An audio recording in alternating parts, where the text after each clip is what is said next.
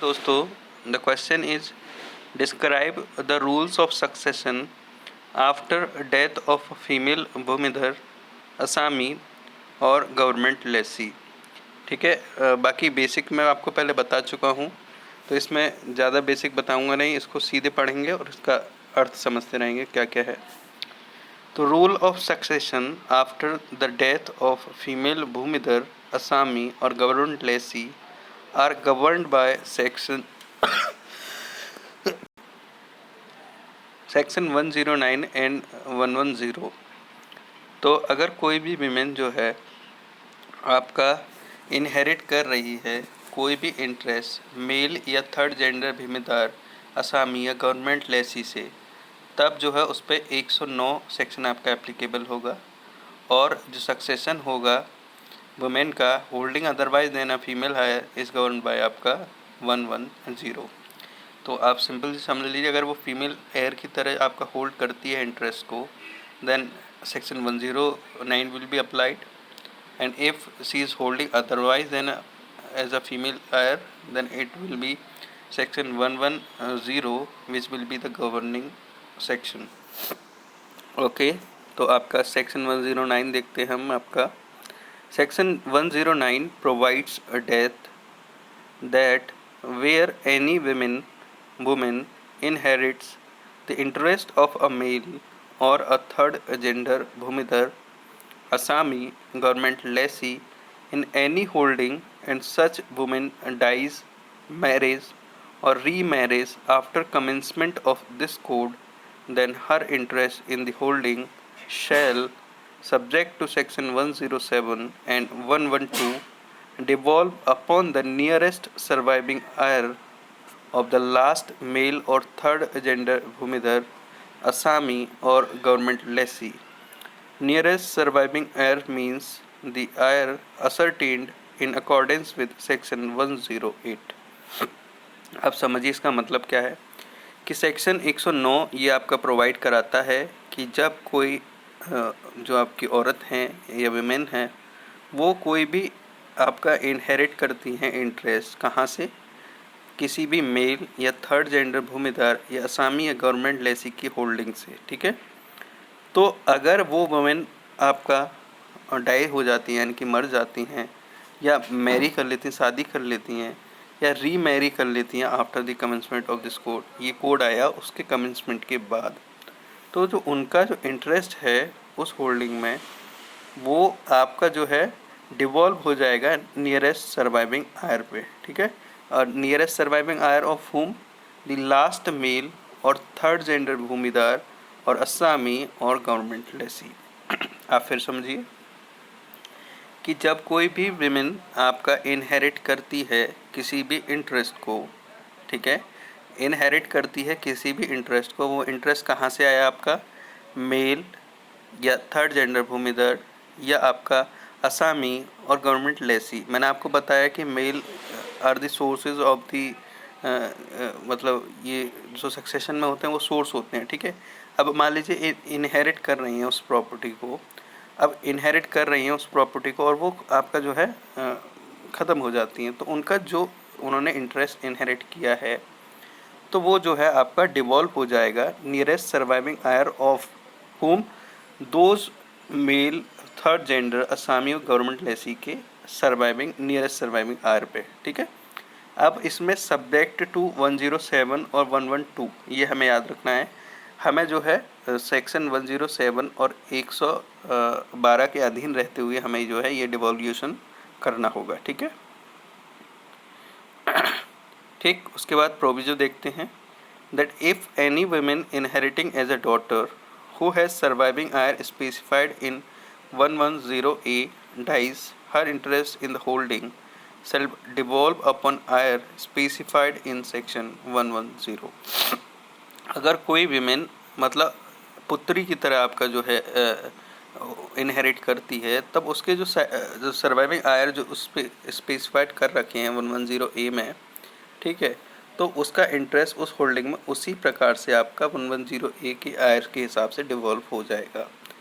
देखिए इस इन क्वेश्चंस को, जो सक्सेशन के क्वेश्चन है, इनको आप इंडिपेंडेंटली पढ़ने की कोशिश ना कीजिएगा, इनको ज़रूर आप जो है बेरेट के साथ कॉम्प्लीमेंट करके पढ़िएगा, क्योंकि ये थोड़े से टेक्निकल होते हैं और बिना बेरेट के आपको मतलब बेरेट के साथ अच्छा समझ में आ जाएगा। वैसे तो आपको ऑब्वियसली क्वेश्चन का आंसर तो मैं बता ही रहा हूँ, तो आप वो देख लीजिएगा।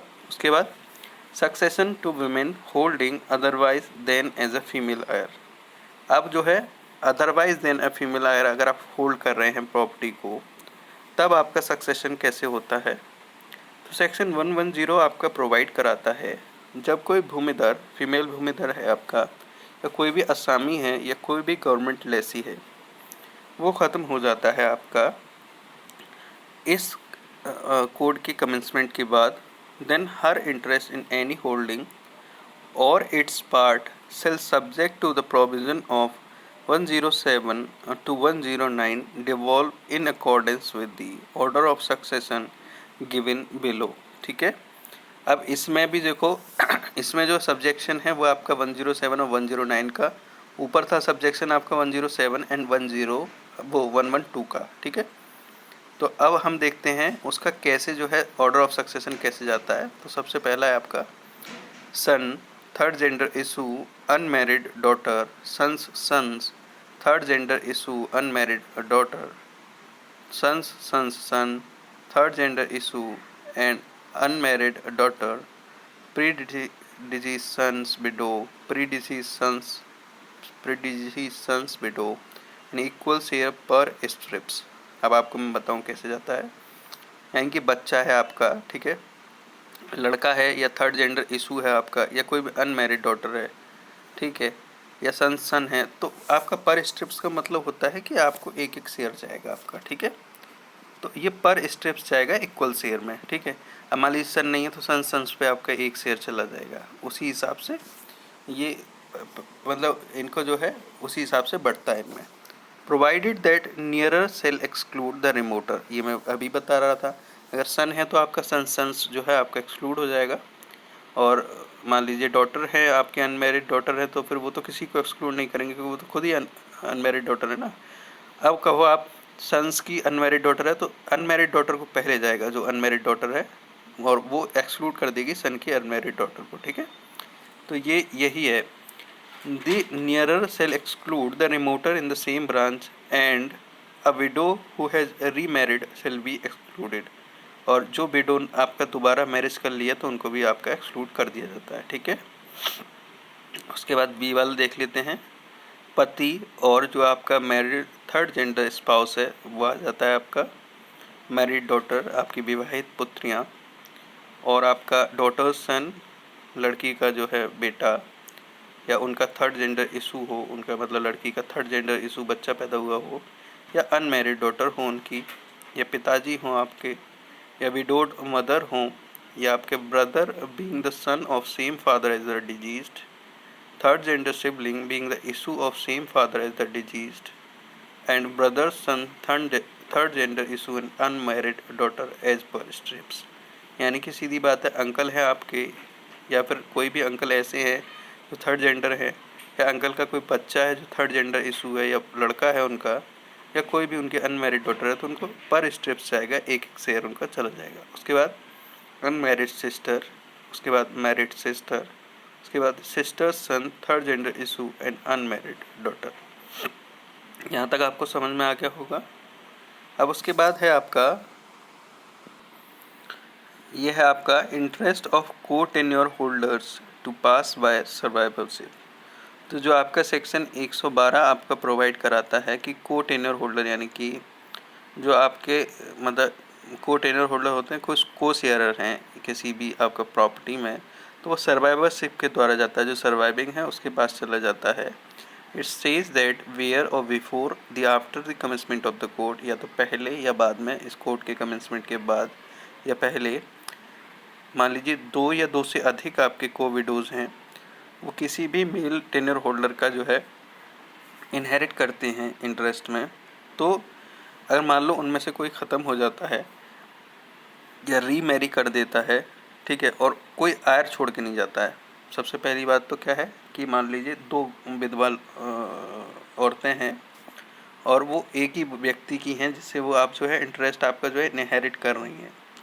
अब उनमें से एक क्या करती है, या तो भैया वो जो है एक उनमें से जो है दो मान लो या दो से अधिक मान लो, उनमें से एक क्या है, क्या करती है, आपका ख़त्म हो जाती है, या एक जो है आपका मैरी कर लेती है।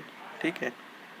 और क्या कहते हैं, जब वो आपका मैरी करती है, ख़त्म हो जाती है, तो उनका कोई एयर नहीं होता है, उनका कोई भी बच्चा या इशू कोई बचता नहीं है उनका। तो विदाउट लिविंग एनी आयर होती हैं। ठीक है। तो जो इंटरेस्ट है ऐसी विडो का जो आपका मर गई हैं या जिन्होंने रीमैरी कर लिया है, तो वो सर्वाइवरशिप के द्वारा आपका उन सर्वाइविंग विडो पर चला जाता है। जो बची हुई विडो है ना, उन पे उनका इंटरेस्ट जो है डिवॉल्व हो जाता है।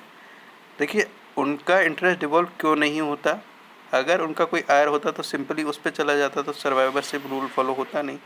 सर्वाइवरशिप रूल फॉलो उस केस में होता है when you are not having any heir. ठीक है। यानी कि जब आपका कोई लीगल आयर प्रेजेंट नहीं है, देन सर्वाइवरशिप रूल होता था।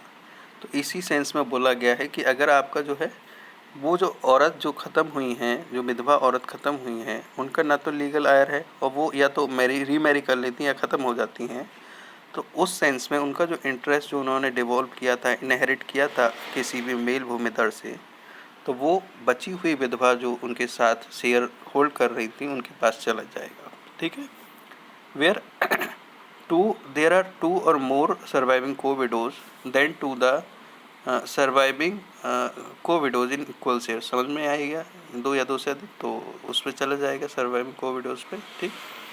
अब other conditions regarding devolution, devolution की अदर कंडीशंस क्या क्या हैं वो देख लेते हैं हम। सेक्शन देखिए, वो मैंने जब एक सेक्शन आपको पढ़ाया था तब मैंने बताया था कि उसको कॉम्प्लीमेंट करना है 114 के साथ, तो यही है हम पढ़ने जा रहे हैं। ठीक है।